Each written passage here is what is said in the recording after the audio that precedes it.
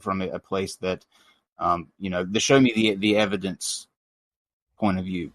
To kind of backtrack a little bit, when you say that you said the word post-material person, is what you're saying that we exist in a form outside of our bodies, that when we quote unquote die and the body is shed, so to speak, what are we in terms of form, and where do we go?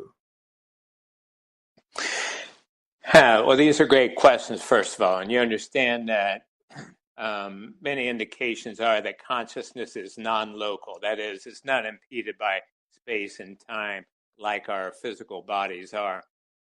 There's also some good evidence, especially from high-energy quantum physics, people like David Deutsch, PhD, that this energy can manifest in more than one place at a time, and that's borne out by researchers such as Michael Newton, PhD, founder of Life Between Lives Therapy.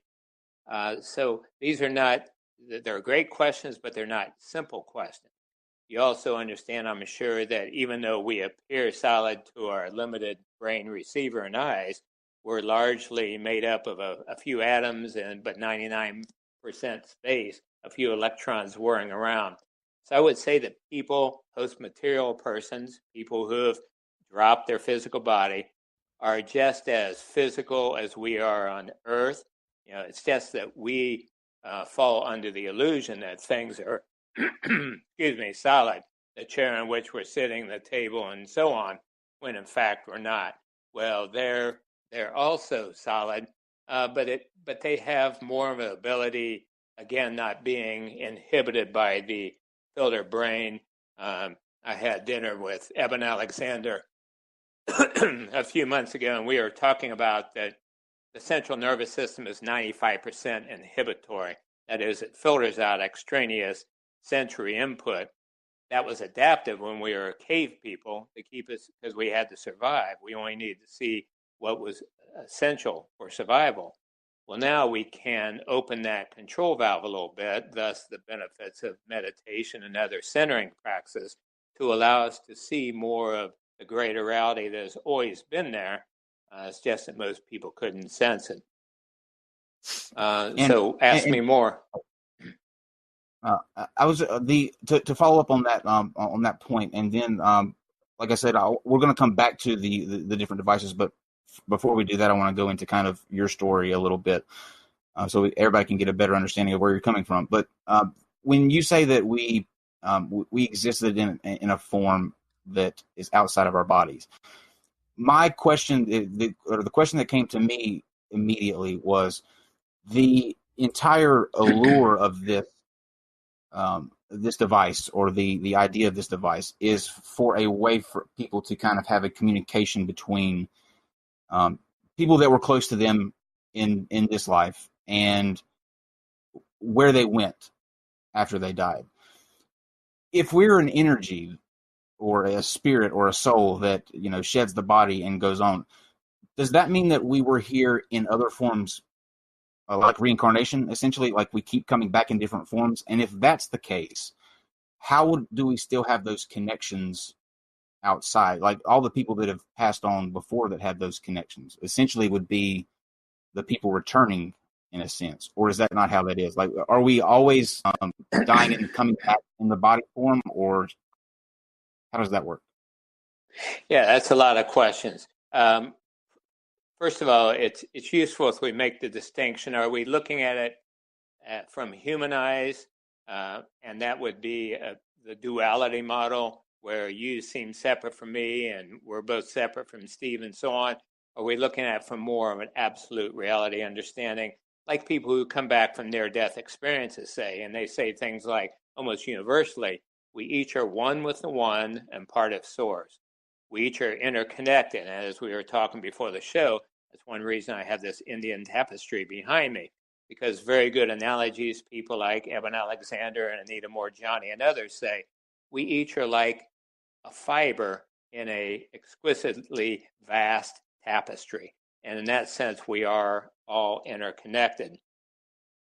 The Irvin Laszlo perhaps does the best work on this, a systems theorist, and Dr. Schwartz agrees this is very close, that what is most absolutely true, what is going on, the nature of reality, is energy and information.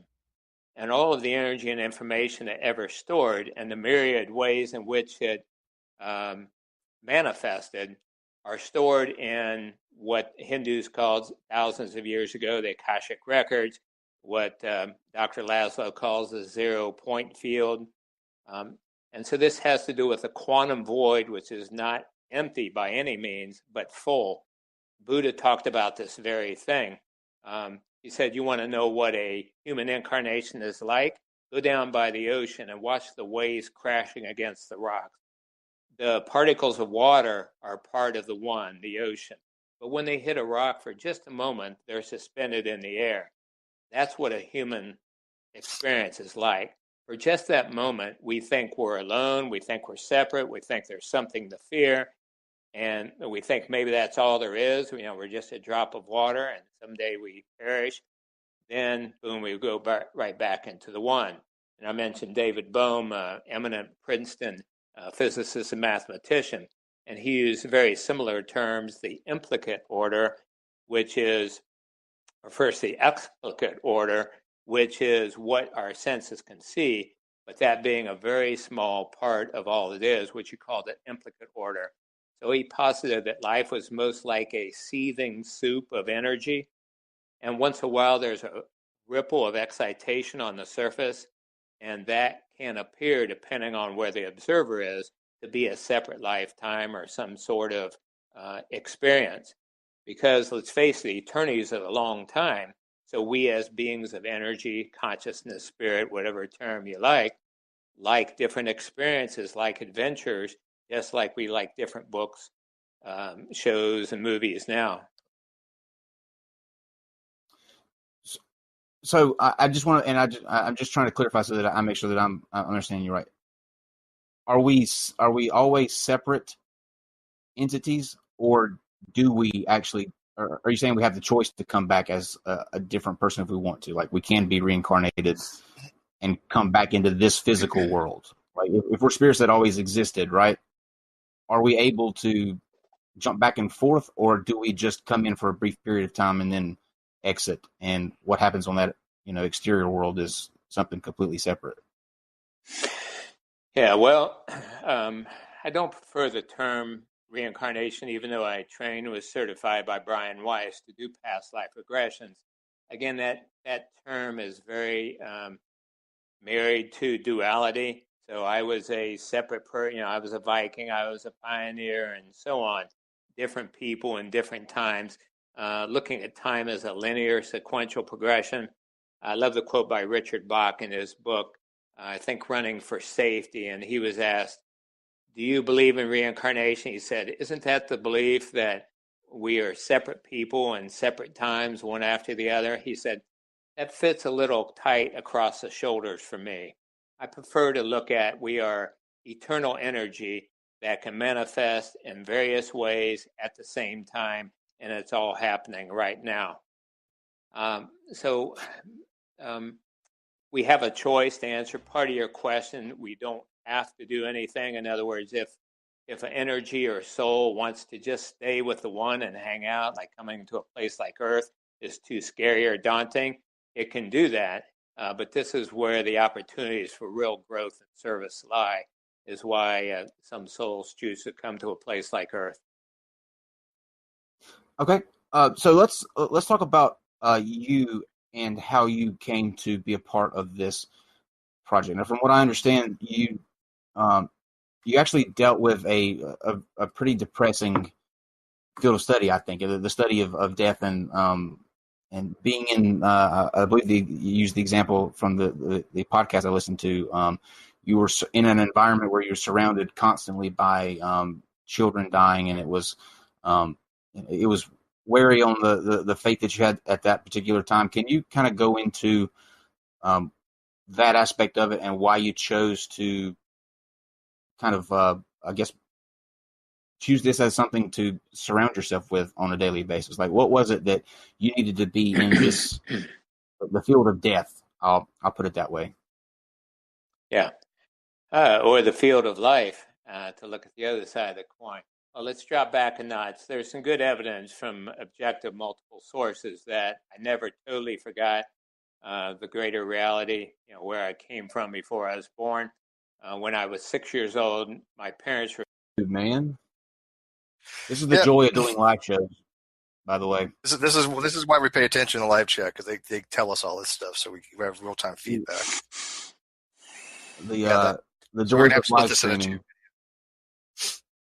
which is fine. Seems like we're back. We're getting back. We're not quite there yet. We're almost there yet. All right, looks like it's connecting back. Yeah, it's trying.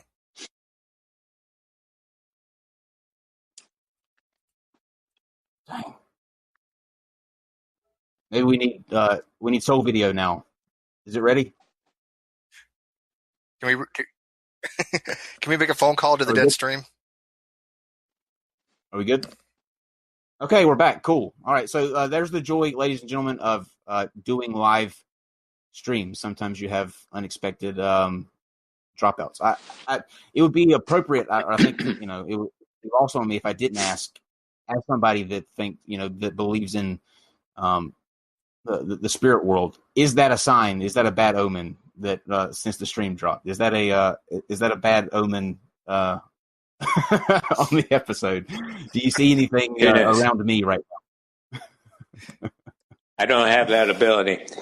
So getting back to what we were talking about before, then after being around these dying people, I had always been taught God was all loving, all knowing, all caring. And I thought, well, if that's the case, why did this little boy get hit by a truck? Or why did this little girl get abused to death by a step-parent? And that's why then I went to theology school, clinical psychology, etc., trained with everybody I knew. I mentioned Brian Weiss, Raymond Moody, had 2 different radio shows where I interviewed people like Wayne Dyer and Bernie Siegel and Michael Newton and others, and searched for literally 30 years before I was open to finding out one way or the other. If this is all there is, fine. I just want to know the name of the game we're playing. But to my surprise, found a vast amount of evidence across the board. And then Dr. Schwartz and I were working together a few years ago with a group called Eternia, which was started by John Audette and Eben Alexander, and then hit it off and then started working together a few years ago on this Soul Proof project, and then also wrote the book Greater Reality Living Together this year. So in your search, one of the things that I wrote down to make sure to ask you, what is the, like you said, we'll take your word, what is the end game in terms of religion and as we know it, Christianity, Islam? They paint a world of, you have the material world now, and then once you die, you're off into another place, whether it be heaven or hell, and your roles at that point are one or the other. You're either going to spend eternity worshiping a creator or being punished for what you did in life. What are you seeing that is the end game once we pass on to the next? What is the purpose? Mm-hmm. Well, first of all, those images you described, heaven or hell forever, actually arose in the Dark Ages. And so it's wise to think twice before we stay stuck with concepts that arose in the 14th and 15th century. But interestingly, contemporary views support what the original Aramaic was saying. I've studied 3 different Aramaic scholars over the years, George Lamsa, Rocco Errico, and Neil Douglas Klotz. And they share that the original Middle Eastern meanings in Aramaic was a commonly used language.